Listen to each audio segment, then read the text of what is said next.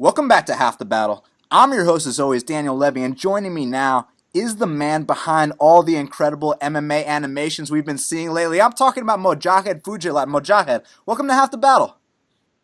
Hi, man. Thanks for having me.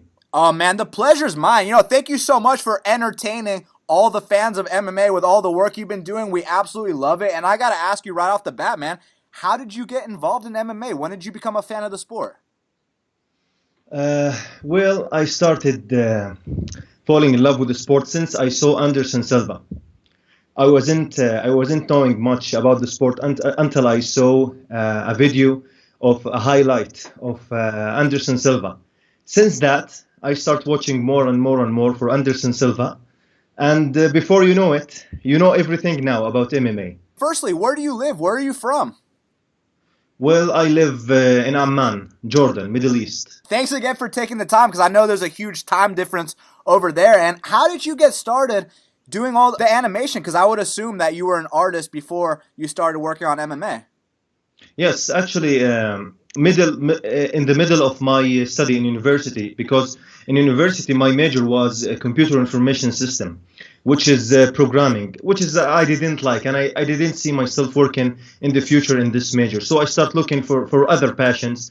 I was known in the school and in university as my artistic skills. So I said to myself, you know what, I'm gonna give it a shot, trying to learn, teach myself doing these animations. So in the second year, I start looking and doing research about the animations, and I found many ways. The best way that I fall in love with, it's the 3D animations, which is the hardest one out there. So I start teaching myself and learning from books, DVDs. At the time that I finished my university, I also graduate, if I can say, from another major, which is self-taught 3D animations. I start working on it since 2009 in companies and freelancer job, and now thankfully I have more than 10 years experience behind me, and it's all help in these MMA animations. Was there a specific art that you did before you got into animations, or was that your entry? Mostly I used to draw like characters. Like in the school, I don't like, I wasn't that kid who just interested in school or university or something. It's kind of boring for me, so I always bring my sketchboard with me, like a little book, and I start looking at the teachers or the students, and I start drawing them. And it's happened with me also in the university, but I always have these ideas in my mind. Like, I wish if I can make a story out of this drawing, because the drawing is still, it does not move. There's no life to it. So I thought like I should learn animation, because these ideas that in my brain is worth trying. And look what happened now. Wow, I was going to ask you what draws you into the animation, but I think you just answered that. It's the fact that you're bringing the drawings to life, right?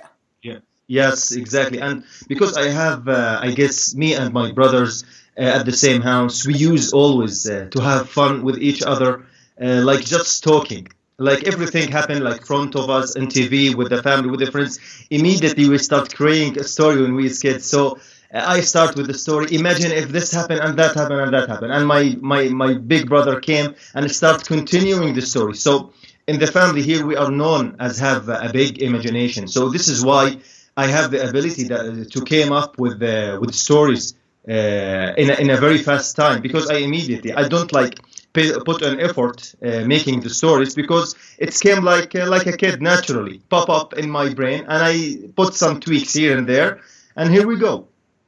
Man, and I mean, what's the reaction been like to all the incredible work you're doing? Because for me, I'm just a fan, but I'd have to assume that, other people are reaching out to you. Maybe it's created a lot of opportunities for you. So what's the reaction been like to all your art?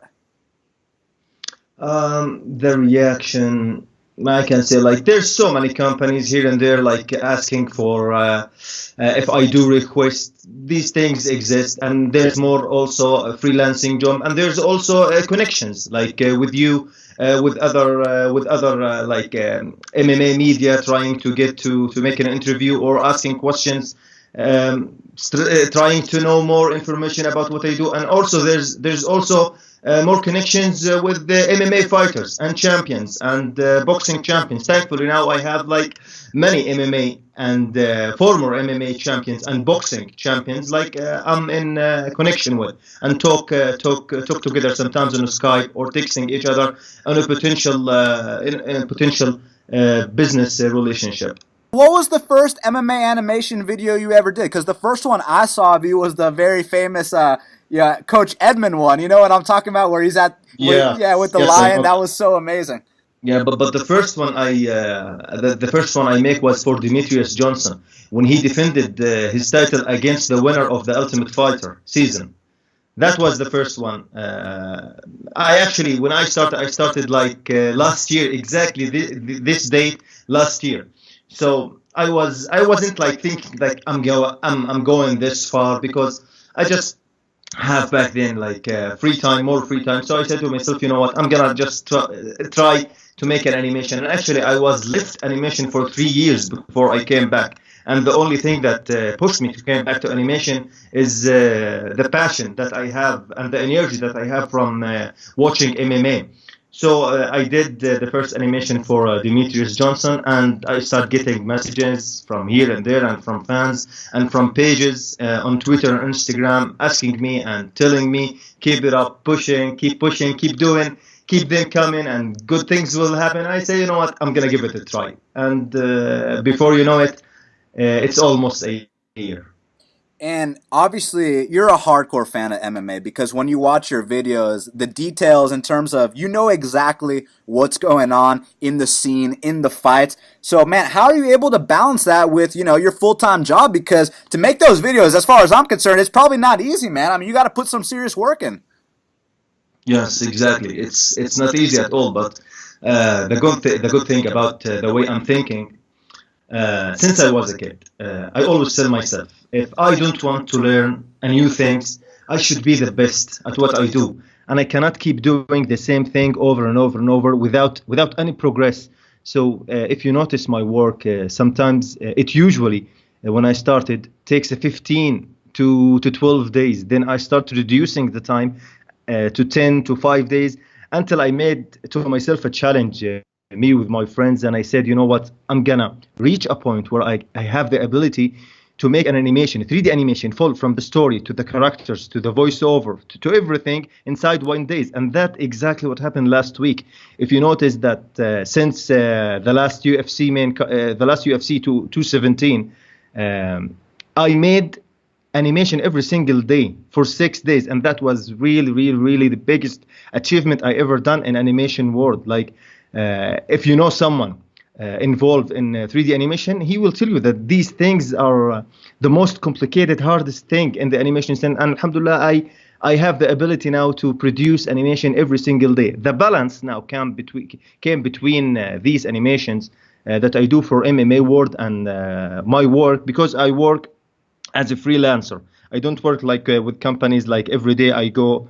I have like contract if they have a project that need for me to be there in the company, or I have a project that I can work at home. I have the balance, because I reached the point where I can do these things very fast, especially after a year. I have a big library of the characters. Like I maybe modeled all the characters. Now I have all of them in a fight shape or in like in a cloth shape. So all I have to do is put the story, put the character in the scene, and animate them and upload them online.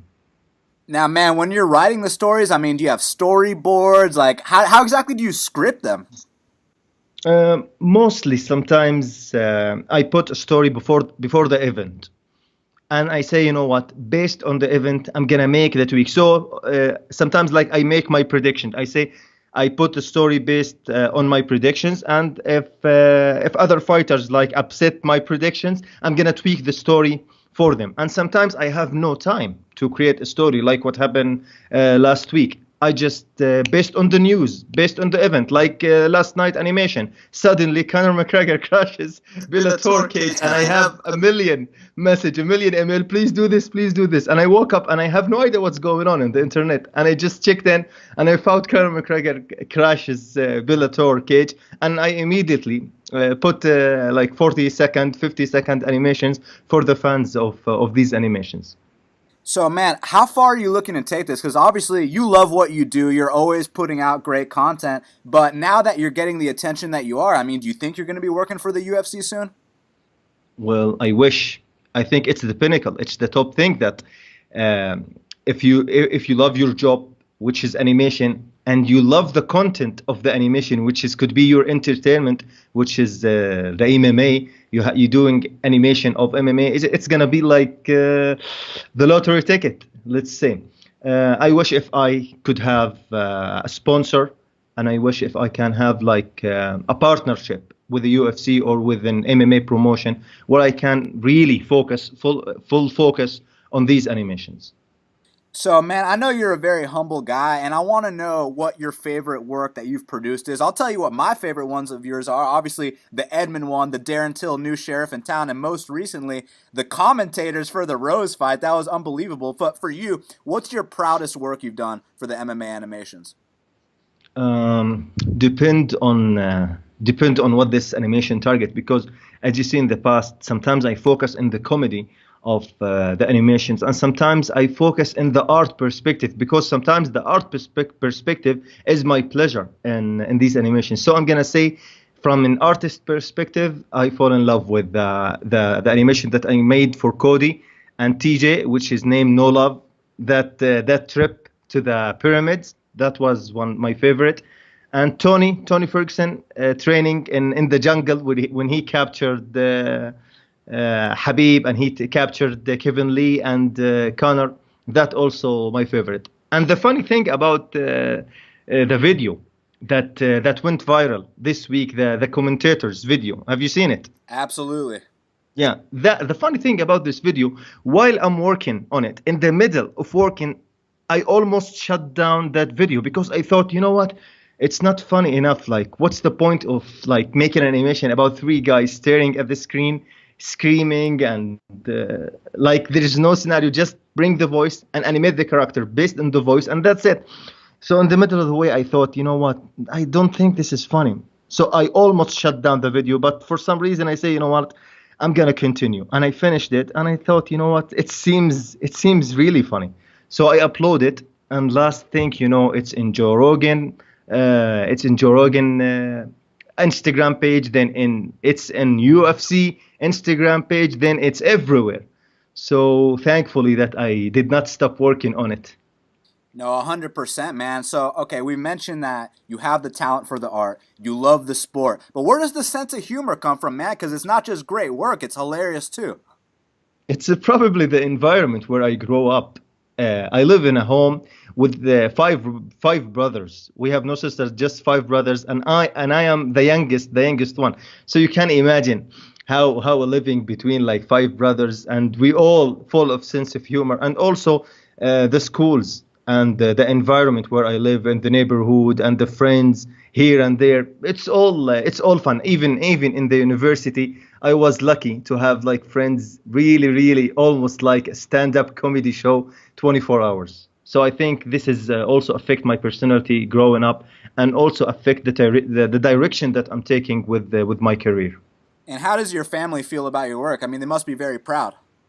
They're so happy and they're so proud, and I am so lucky to have them around me, because sometimes when you have like a let down moment, like when you're disappointed about this and that, you probably will think like your family, your friends, or your dad and mom will gonna tell you like, you know what, you have a long run now, it's time to try something else. But no, every time I think like, you know what, I should stop doing this, because it's not exactly going the direction that I wish to go. I find the opposite support from them. They always pushing me to keep doing this and keep doing it. You don't know what's gonna happen, and looks what happened. And every time, every update that happened with me, I always tell them, even if they don't know anything about the sport. And sometimes they watch the animation and they don't understand anything about this animation because they're not fan of the sport. They feel so proud after they see like what I started from the scratch and to the place where the top promotion in the world posting your work on the page where they have maybe more than 9 million now. It's a big thing. So I'm really thankful for the MMA fan that pushed the work, and I'm also thankful for everyone who watched and commented and gave me credit and posted my work everywhere. Well, man, we're thankful for the work that you do. And what can we expect in years to come? Are you just gonna, just keep upping your game, keep putting content out left and right? Well, it must be bigger because there's no point of keeping putting the same content over and over and over. I think it could be a show. I think it could be produced as a short movie or maybe a long movie. But all these things probably need a teamwork, need sponsors, need like more than one man show to take care of all of these. You mentioned how you have, a whole stable of fighters, at your disposal that you're able to use for these animations. Do you have a bunch that we haven't even seen yet? No, because I model these characters based on the animation. If I have an animation that require a new character, I immediately will model it. But sometimes, some of these fighters that fighting, maybe even if they putting in a great fight, they're not super famous. So if I did an animation about them, nobody will care because probably not everyone watched the fight and not everyone like understand the base of the story or the base of the joke. So they will understand. So I try to focus I try to focus in the famous characters like Habib, like Connor, like Dana White, Joe Rogan. These characters that everybody know, that everybody seek to see. Well, Mojahed, thank you so much for taking the time to speak with me right here, right now on Half the Battle. I'm a fan for life. Keep up the great work. Let the fans know where they can follow you on social media and any message for them. Go ahead. Thank you for having me, and thanks for the fan for staying in the journey so long. And let's keep doing what we're doing. And I promise you, the best are to come.